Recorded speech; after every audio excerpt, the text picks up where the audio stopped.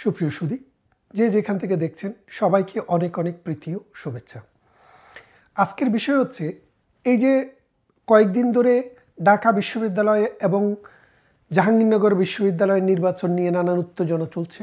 এই উত্তেজনার ভিতরে বাংলাদেশের যে জাতীয় রাজনীতি সেটা একটু চাপা পড়ে গেছে। এই চাপার ভেতরে যে ঘটনাটি ঘটে যাচ্ছে সেটি আপনারা অনেকেই হয়তো জানেন না। না জানার মূল কারণটা হচ্ছে আপনাদেরকে জানতে দেওয়া হচ্ছে না।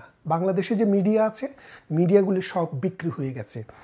আওয়ামী লীগ জামানায় যেই সব আওয়ামী লীগ করেন এইরকম মানুষের মালিকানায় যেসব রেডিও, টেলিভিশন, সংবাদপত্র ছিল, এগুলো সবগুলো দখল নিয়েছে বাংলাদেশের এই রাজাকার বাহিনী, আলবদর বাহিনী, জামাত বাহিনী, এনসিপি বাহিনী এবং বিএনপি বাহিনী। তারা এই সংবাদপত্রগুলোকে দখল করে নিয়ে এখন যেটা করেছে, এখন তারা শুধুমাত্র এনসিপি, বিএনপি, জামাত এবং সরকারের খবরের বাইরে বাংলাদেশের আর কোনো খবর আসে না। তাই আপনারা জানেন না যে কি চলছে। সেনাবাহিনীর বিরুদ্ধে নানান কথা বলা হচ্ছে, নানান রকমের কটূক্তি করা হচ্ছে, কিন্তু সত্যিকার অর্থে বাংলাদেশের সেনাবাহিনী ছাড়া এই সরকারের পক্ষে একদিনও চলা সম্ভব নয়।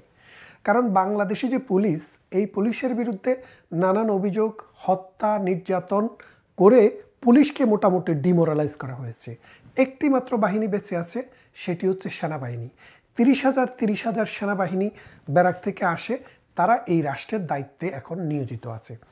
কিন্তু তাদের বিরুদ্ধে টাকলারা যেই পরিমাণে বিষোদ্গার করছে, নতুন করে রাজনীতি হওয়ার যে খায়েশ, এই খায়েশে তারা যা করছে, এটা সম্পর্কে হুমায়ুন আহমেদের একটি নাটক বা গল্পের উদাহরণ দিয়ে বলি আপনাকে।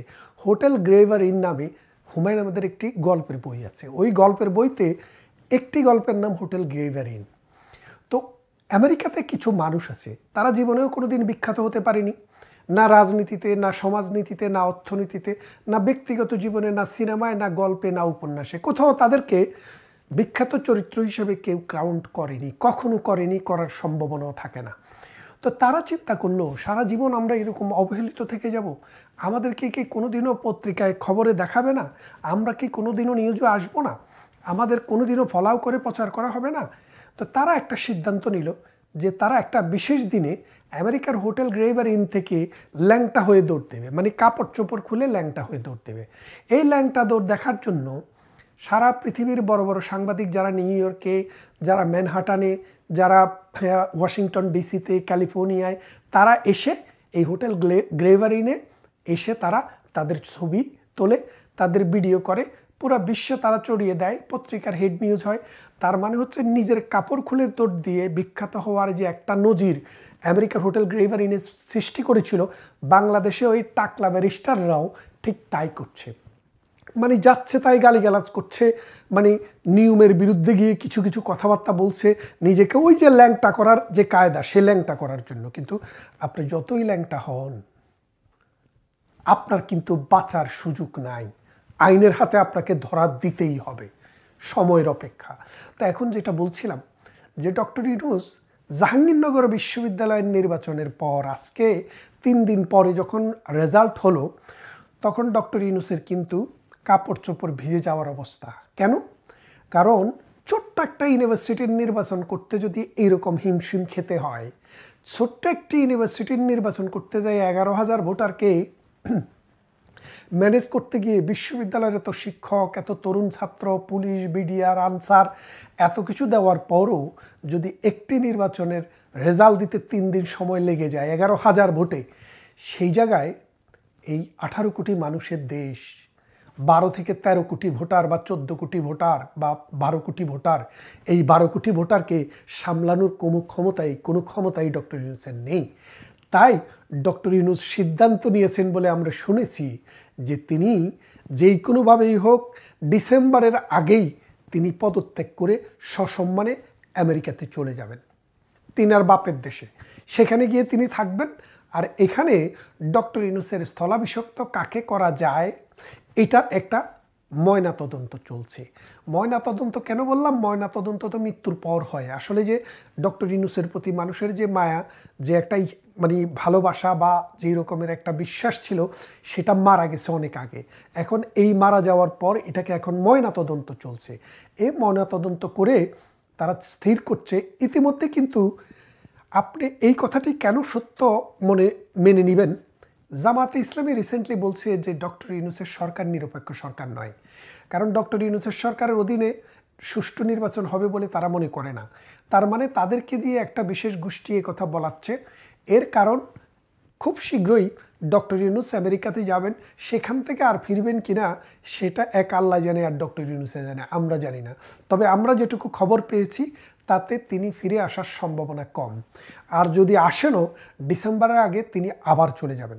একটি সুষ্ঠু নির্বাচনের যে আশা মানুষের, যে আকাঙ্ক্ষা মানুষের, সেটা বাস্তবায়ন করা ডক্টর ইউনূসের সেই সক্ষমতা নেই। আপনারা দেখেছেন আমাদের প্রতিবেশী রাষ্ট্র এই মাত্র ঢাকার বাংলাদেশের বর্ডার থেকে, উত্তরবঙ্গের বর্ডার থেকে নেপালের দূরত্ব 32 কিলোমিটার। এই 32 কিলোমিটার দূরে নেপালে একটি অভ্যুত্থান হয়েছে, সরকার পতন হয়েছে, সরকার দেশ ত্যাগ করেছে, অনেককে হত্যা করা হয়েছে, ধ্বংস করা হয়েছে এবং পার্লামেন্ট ভবনটিকেও পুড়িয়ে দিয়ে জ্বালিয়ে দেওয়া হয়েছে। সেখানে দেখেন তারা দেশের যে প্রধান বিচারপতির কাছে ক্ষমতা দিয়ে তারা চলে গেছে। তারা বিচারের ক্ষমতার ভাগ চায় না, তারা কোনো বিভিন্ন প্রজেক্টের কাজ চায় না, তারা সচিবালয়ে দুর্নীতি চাঁদাবাজি করতে যায় না, তারা 32 নম্বরের মতো কোনো বাড়ি ভাঙার জন্য কোনো চিন্তাভাবনায় নেই। তারা যে চিন্তাভাবনায় আছে, তারা মাথা নত করে প্রধান বিচারপতির কাছে ক্ষমতা দিয়ে যে আপনি একটি সুষ্ঠু নির্বাচন করে আপনিও চলে যান, আমরাও আমাদের বিদ্যালয়ে ফিরে যাচ্ছি। কিন্তু আমাদের এই সাগুরা, আমাদের এই অসভ্য জ্যানজি, তারা কিন্তু স্কুলে ফিরে যায়নি, বিশ্ববিদ্যালয়ে ফিরে যায়নি, কলেজে ফিরে যায়নি। তারা 1 বছর থেকে টোকাইয়ের মতো ঢাকা, চিটাগং, রাজশাহী, খুলনা, বরিশাল, যশোর সব জায়গায় কোনায় কোনায় যেখানে সেখানে সাদাবাজি, সন্ত্রাস, ধর্ষণ, খুন, রাহাজানি এটাতে মিশে গিয়েছিল। এর ফলে যেটা হয়েছে যে জাতীয় যে চরিত্র, ছাত্রদের যে চরিত্র ছিল, সেটা ধ্বংস হয়ে গেছে, একটা প্রজন্ম ধ্বংস হয়ে গেছে। আপনার একটা সরকার যদি ধ্বংস হয়, একটা সরকার যদি খারাপ হয়, এই সরকারকে বৃতায়ন করে নতুন সরকার আনা যায়, কিন্তু পরবর্তী যে প্রজন্ম, এই প্রজন্ম যদি ধ্বংস হয়ে যায়, তাহলে সে দেশের আর কোনো আশা ভরসা থাকে না। বাংলাদেশের ভবিষ্যৎ প্রজন্ম ধ্বংস হয়ে গেছে অন্তত আগামী 10 বছরের জন্য। এই যে প্রজন্মটি ধ্বংস হয়েছে, এই ধ্বংসপ্রাপ্ত প্রজন্মকে নেতৃত্ব দিবে মৌলবাদী শক্তি, জঙ্গিবাদী শক্তি, 71-এর পরাজিত শক্তি এবং জামাতে ইসলামী, নেজামে ইসলামী, সরমনাই, এই রকম ধরনের মৌলবাদী শক্তিরা। এই মৌলবাদী শক্তিরা বাংলাদেশের মানুষের মুখকে ফিরিয়ে দিবে মধ্যযুগীয় বর্বরতার দিকে, নারীদেরকে ঠেলে দিবে শ্রমবাজারের বাইরে। মানুষের শ্রম, মানুষের জীবন, মানুষের অর্থনীতি, রাজনীতি সব কিছু কলুষিত হবে। এই অবস্থায়, এমন একটা অবস্থায় ডক্টর ইউনূসের পক্ষে নির্বাচন করা যেহেতু সম্ভব নেই, খুব শীঘ্রই আমরা বিশ্বাস করি এবং আমরা জানি এবং আমরা বুঝতে পারছি যে একটি সরকার আসছে। বিএনপিও এই জাহাঙ্গীরনগরের নির্বাচনের পর আর ঢাকা বিশ্ববিদ্যালয়ের নির্বাচনের পর বিএনপি কিন্তু দেখেন, বিএনপি এখন এই রাজনীতিতে মূল চালিকা শক্তি। সেই বিএনপি জাহাঙ্গীরনগরের নির্বাচন থেকে নিজেদেরকে পুল আউট করে নিয়েছে, আর ঢাকা বিশ্ববিদ্যালয়ের নির্বাচনকে বলেছে আটারলি এটা একটা অবৈধ নির্বাচন এবং এটা একটা সাজানো নির্বাচন, পাতানো নির্বাচন। এবং এর ফলে কি হলো যে নির্বাচন ব্যবস্থায় যদি একটা ইউনিভার্সিটির নির্বাচন করতে না পারে একটা সরকার ক্ষমতায় থেকে, তাহলে তারা পুরো দেশের নির্বাচন করব কিভাবে? তাই বিএনপিও তলে তলে আর্মির সাথে সমঝোতা করছে, আর্মির সাথে আলাপ আলোচনা হচ্ছে বিএনপির বড় বড় নেতাদের, যে কবে, কখন, কিভাবে একটি তত্ত্বাবধায়ক সরকার আসবে। আর্মি সেখানে সরাসরি সিনে আসবে না, আর্মি ব্যাকড, আর্মিরা নির্বাচন করে দিবে মানুষ, অথবা বিভিন্ন দল থেকে নির্বাচন করে দিবে মানুষ। সেই মানুষরা দেশ একটা নির্বাচনকালীন সরকার পরিচালনা করে একটি সুষ্ঠু নির্বাচন করবে। তাই ডক্টর ইউনূস অতদিনে তার যা হাতিয়ে নেওয়ার, যা বাগিয়ে নেওয়ার তা নিয়েছে। আর ওই যে সমন্বয়ক নামে যে সন্ত্রাসীরা, এনসিপি নামে যে সন্ত্রাসীরা, এরা কিন্তু এক একটা ফুলে কিন্তু কলা গাছ হয়ে গেছে। আপনারা দেখেছেন কিনা? আমরা ছোটবেলায় শুনতাম, হুজুররা বলতেন ওয়াজ করতে, যে যারা সুদ খায়, ঘুষ খায়, তাদের পেট মোটা হয়ে যায়। তো এই পেট মোটাদের দল কারা? এই যে দেখেন হাসনাত, সার্জিজ, এগুলার কি অবস্থা, এক একটা গবর মতো হয়ে গেছে। অথচ মানে 2024 সালের 5 আগস্টের আগে এক একটা চিপচিপে শরীর ছিল, আর এখন এক একটা টাকার পাহাড়, শরীরের পাহাড়, এবং সন্ত্রাস দুর্নীতি করে সম্পদের পাহাড় বানিয়ে ফেলেছে। এই সন্ত্রাস, এই দুর্নীতিবাজরা এই রাজনীতিতে এসে কালো টাকা ঢালার অপেক্ষায় আছে। কিন্তু যতই ঢালেন, এই দেশের আইন, এই দেশের বিচার আপনাদেরকে ক্ষমা করবে না। আপনাদেরকে শ্বশুর বাড়িতে যেতেই হবে। এবং আরেকটি বিষয় হচ্ছে, তত্ত্বাবধায়ক সরকার যদি আসে, সেই তত্ত্বাবধায়ক সরকার কি আওয়ামী লীগকে নির্বাচন করতে দেবে? গ্যারান্টি রাখেন। এবং নিশ্চিতভাবে বলি, এই নতুন তত্ত্বাবধায়ক সরকার আসার পর প্রথম যে কাজটি হবে, সেই কাজটি হবে সকল দলকে সমানভাবে সুযোগ দেওয়ার জন্য সকল দলের রাজনৈতিক কর্মকাণ্ডের উপর থেকে নিষেধাজ্ঞা প্রত্যাহার করা হবে। এবং এই নিষেধাজ্ঞা প্রত্যাহার করার পর বাংলাদেশ আওয়ামী লীগ মাঠে নামবে এবং তারাও নির্বাচনে অংশগ্রহণ করবে।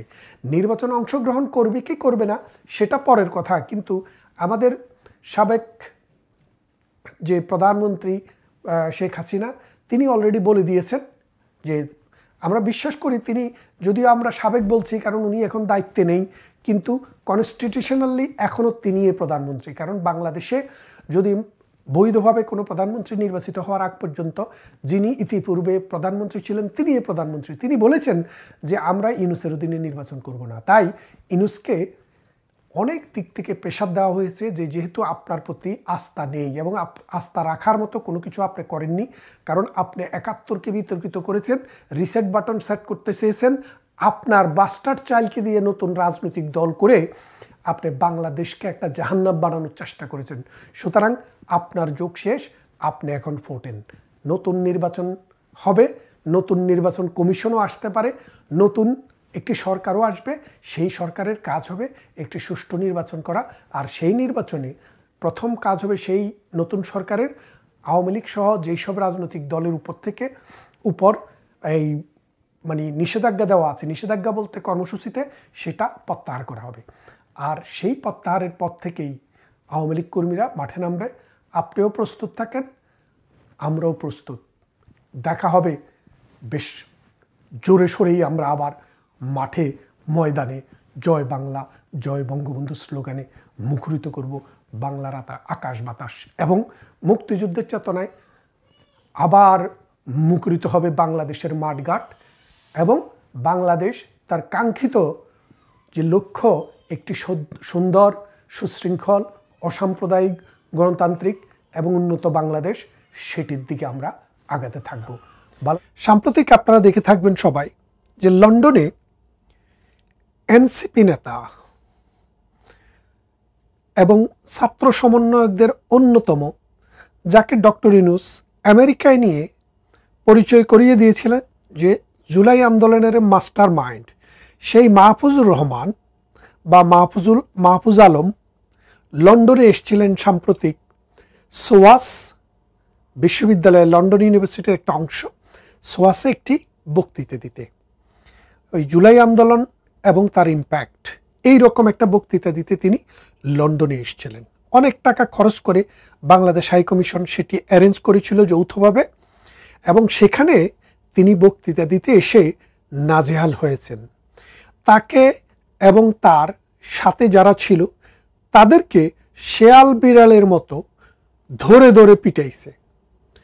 কাউকে কাউকে লাথি মেরেছে, কাউকে কাউকে চর থাপ্পড় মেরেছে, কাউকে কাউকে গালি দিয়েছে। এবং আপনি জানেন আরেকটা ছেলে, ওই যে বিবিসিতে টাকমাথা, আগে বিবিসির সাংবাদিক ছিল, সেও এখন বাংলাদেশ হাইকমিশনে আছে লন্ডনে। ওই দালালির পুরস্কার হিসেবে লন্ডনে বাংলাদেশ হাইকমিশনের মিনিস্টার হিসেবে তাকে নিয়োগ দেওয়া হয়েছে। তাকেও জনগণ যাচ্ছে তাই ব্যবহার করেছে। এর কদিন আগে জাপানে গিয়েছিল, সেখানেও কিন্তু প্রাণ নিয়ে বাঁচিয়েছে, প্রাণ বেঁচে কোনোরকম বেঁচে এসছে। আমেরিকার নিউ ইয়র্কে সেটাও আপনারা দেখেছেন যে ইতিহাস হয়ে গেছে। তার মানে পৃথিবীর যেখানেই এনসিপি যাচ্ছে, পৃথিবীর যেখানে ছাত্র সমন্বয় করা যাচ্ছে, সেখানেই জনরোষে পতিত হচ্ছে, মানুষের পেটুনি খাচ্ছে, মানুষ তাদেরকে শিয়াল বিড়ালের মতো, কুত্তা বিলাইয়ের মতো পিটাচ্ছে, ব্যবহার করছে। এর কারণ কি আপনারা কি কখনো চিন্তা করে দেখেছেন? এই জুলাই আন্দোলন 1 বছর পেরিয়ে 12 মাস পেরিয়ে 14 মাসে গিয়ে পৌঁছেছে। এই 14 মাসের ভিতরে তাদের চামড়ার দাম, তাদের মুখের কথার ভ্যালু, তাদের যে মানে ব্যক্তি হিসেবে তাদের সামাজিক অবস্থান কতটা ডিটোরিয়েট করেছে। মানুষ আন্দোলন যারা করে, সংগ্রাম যারা করে, অভ্যুত্থান যারা করে, বিপ্লব যারা করে, তাদেরকে ফুল দিয়ে বরণ করে, তাদেরকে ভালোবাসে, তাদেরকে হৃদয়ের মণিকোঠায় রাখে। গতকালকের পত্রিকায় দেখলাম এনসিপি প্রধান পত্রিকায় স্ট্যাটাস দিয়েছেন, মানে ফেসবুকে স্ট্যাটাস দিয়েছেন, যেটা প্রথম আলো পত্রিকায় এসছে যে সরকারও তাকে হত্যা করতে চায়। তার মানেটা কি?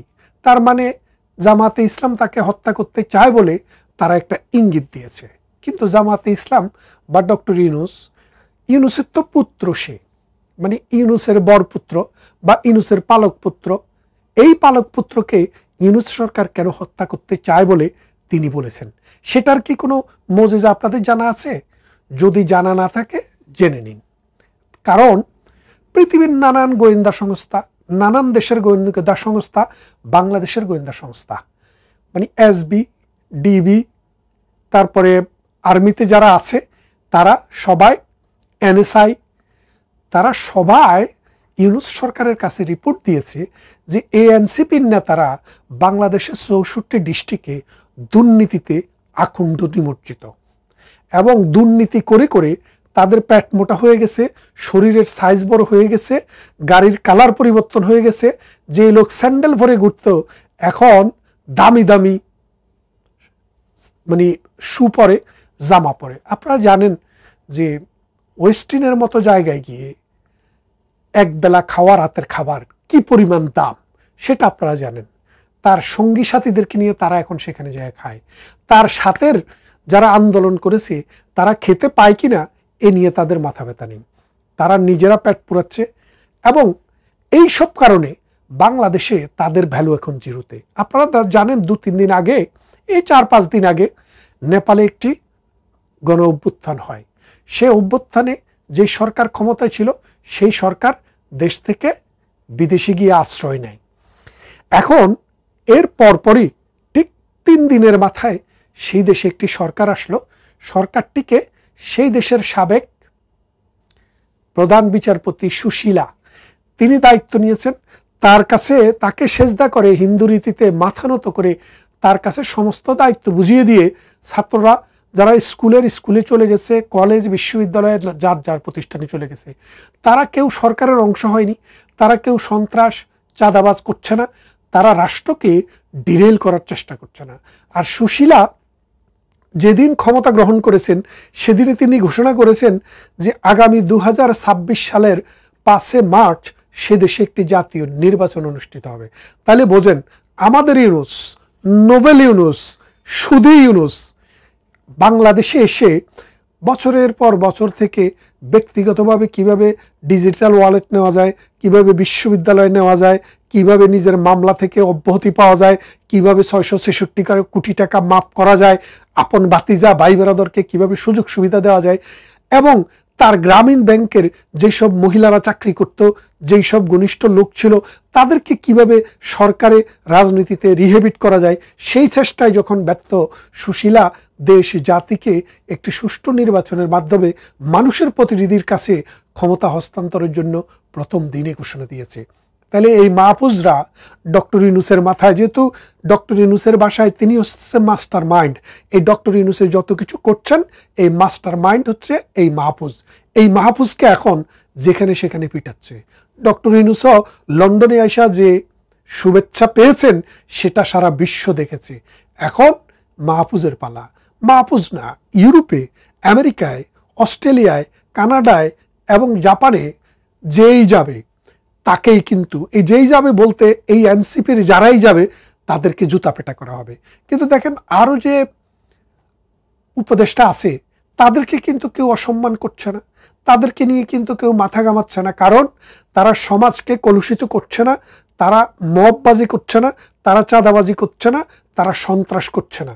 তারা কাজ করছে, অনেক কাজে কোনো না কোনো রাজনৈতিক দলের বিরুদ্ধে যেতে পারে, কিন্তু বাংলাদেশে এই যে মব কালচার সৃষ্টি করা, মব সন্ত্রাস সৃষ্টি করা, বাংলাদেশে দুর্নীতি করা, বাংলাদেশের সিস্টেমকে ধ্বংস করে দেওয়া, স্বাধীনতার 1971-এর মহান মুক্তিযুদ্ধকে কালিমালুপ্ত করা, মুক্তিযোদ্ধাদেরকে অসম্মান করা সহ হেন কোনো অপকর্ম নাই। দর্শন, তারপরে সন্ত্রাস, চাঁদাবাজি সহ সমস্ত অপকর্মের সাথে তারা জড়িত। বিশ্ববিদ্যালয়ে একটি নির্বাচন হয়ে গেল, দেখলেন বাংলাদেশ আওয়ামী লীগের ছাত্র সংগঠন ছাত্রলীগ নির্বাচন করতে পারেনি, কারণ তাদেরকে একটি নিষিদ্ধ সংগঠনের তকমা দেওয়া হয়েছে এই মাহফুজের প্রেরণায়, এই ডক্টর ইউনূস। তারা এখন কি হয়েছে, এখন শিবিরকে ক্ষমতায় বসিয়ে দিয়েছে। এই যে দেখেন, একটা জিনিস খেয়াল করে দেখেন, একটা দেশে যখন সুষ্ঠু একটি গভর্নমেন্ট নাই, সেই দেশে নির্বাচন প্রথমে আসার কথা হচ্ছে জাতীয় নির্বাচন। সেই জায়গায় জাতীয় নির্বাচন করে এই যে ছোট ছোট বিশ্ববিদ্যালয়ের নির্বাচনগুলো করে করে তারা জানান দিতে চাচ্ছে তারাই দেশের কন্ট্রোলে। এই যে মনে করেন গতকাল আমি দেখলাম জামাতকে ইঙ্গিত করে এই নাহিদ ইসলাম একটি স্ট্যাটাস দিয়েছে, সেখানে এই যে জামাতকে কেন ইঙ্গিত করে বলাটা, এটা হচ্ছে এক ধরনের বাউতাবাজি, ধান্দাবাজি। তারা সবাই জামাতের ছত্রছায়ায় বড় হয়েছে। জামাতের 3টা পণ চলছে, একটা জামাতের সাথে আছে, একটা এনসিপির সাথে আছে, আরেকটি এবি পার্টির সাথে আছে। এই 3টা পণে জামাত খেলছে, বিএনপিকে বোকা বানাচ্ছে। আর বিএনপিও ফাউল গেম খেলতে খেলতে নিজেদের ভ্যালু, নিজেদের সামাজিক রাজনৈতিক অবস্থানটা এত নিচে নেমে নিয়ে গেছে যে কোনো একটা বিশ্ববিদ্যালয়ে এখন শিবিরের সাথে তাদের আর নির্বাচনে জয়ী হয়ে আসার কোনো সম্ভাবনা নাই। এমতো অবস্থায় এই এনসিপি নিজেরা দেখাচ্ছে যে আমরা তো জামাতের সাথে আমাদের সমস্যা আছে, জামাত ক্ষমতা আসলে আমাদেরকে এই করবে সেই করবে, জামাত আমাদেরকে সহযোগিতা করছে না, জামাত আমাদেরকে মেরে ফেলতে চায়। ওই হালান নিজেই জামাত।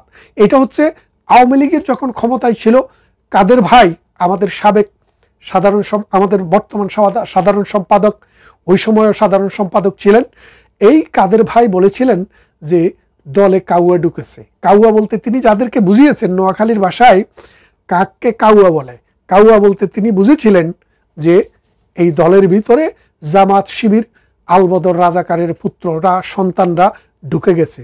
এটা পিউরিফাই করা দরকার, যার কারণে কাউয়া কাদের নামে উনারে নাম পর্যন্ত দিয়েছে মানুষ। অথচ তার কথাটি কত দার্শনিক তথ্য ছিল, কত সত্য ছিল, অবজারভেশনটা কতটা নির্ভুল ছিল, তবে তার দায় তিনি এড়াতে পারেন না। কেন এড়াতে পারেন না? কারণ তিনি যদি ব্যবস্থা তখন নিতেন, এই শিবিরের পরহাদ যে এখন ঢাকা বিশ্ববিদ্যালয় জিএস হয়েছে, সে আওয়ামী লীগের জয়েন্ট সেক্রেটারি, ছাত্রলীগের জয়েন্ট সেক্রেটারি ছিল। এবং আপনারা জানেন জাহাঙ্গীরনগর বিশ্ববিদ্যালয় যিনি বিপি হয়েছেন, তিনিও কিন্তু ছাত্রলীগের পদধারী সদস্য ছিলেন। তিনিও এখন শিবির না হইয়া স্বতন্ত্র দাঁড়িয়েছেন। এবং শিবিরের যে একটা ক্যালকুলেশন, শিবির এক ধরনের সমঝোতার মাধ্যমে তাকে পাশ করে এনেছে, সেও শিবির। তো সেই জন্য বলছি, এখন এই শিবিরের আরেক গ্রুপ হচ্ছে ওই ইয়ের সাথে, এনসিপির সাথে। এনসিপি, এই শিবির, হিজবুত তাহরি, এরা নিজেরা শুধু মানুষের সিম্পেথি পাওয়ার জন্য দেখাতে চাচ্ছে যে আমরা শিবির না। কদিন পরে দেখবেন তারা জামাতের সাথে নির্বাচনও করবে, হয়তো জামাতের আসনে জামাত ছেড়ে দিবে, তারা নির্বাচন করবে, অথবা বিএনপি জামাত দুটাকে একসাথে এনে তারা সেখানে নির্বাচন করবে। সুতরাং আপনারা বুঝতে পারছেন যে এই মাহফুজরা এখন পৃথিবীর কোনো দেশেই আর নিরাপদ না, বাংলাদেশেও তারা নিরাপদ না।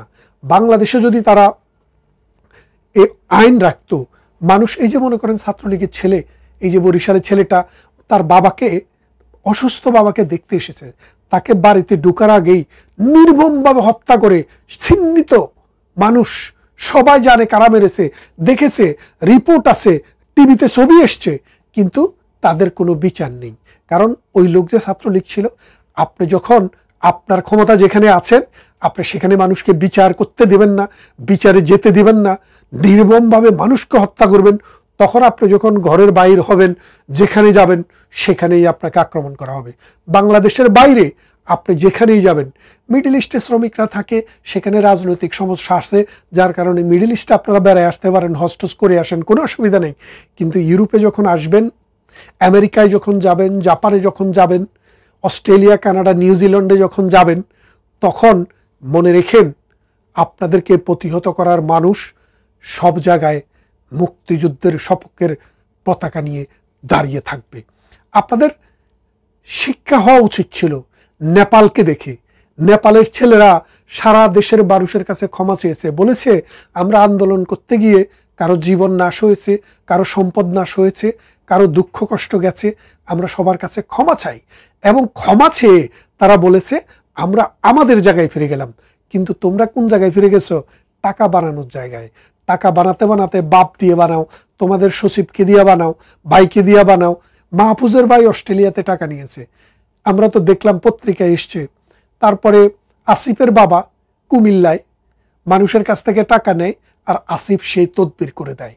এইরকমভাবে যে কটা আছে সব কটাই চোর, বাটপার, বদমাশ। এই যে হাসনাত, সে বলতেছে, বলে যে আমার কয়টা বিজনেস আপনি জানেন? অথচ হাসনাতে ইউটিউবে লাইভে সে বলেছিল মানে মাঝে মাঝে তার আত্মহত্যা করে মরে যেতে ইচ্ছে করে, শুধু ডাল দিয়ে খাওয়া, মানে খাওয়ার রুজি, মানে খাবার জোগাড় করার মতো ক্যাপাসিটি সম্পন্ন পরিবারে জন্মগ্রহণ তার হয়নি। এটা তার অন্যায় না।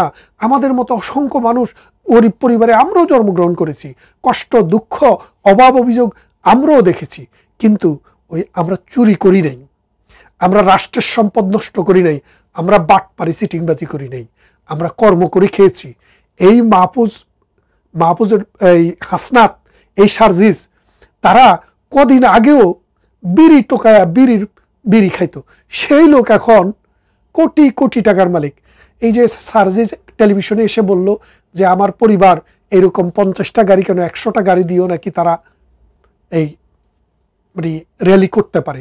তারপর তার ডিএনএ পুরো বাংলাদেশের মানুষ পরীক্ষা করে দিয়েছে যে তার পরিবার একদম সাধারণ একটা পরিবার, যেই পরিবার 100 লোককে খাওয়াবারও সামর্থ্য রাখে না, সেই লোক এখন বাদশাহ আলমগীরের বংশধর হয়ে গেছে।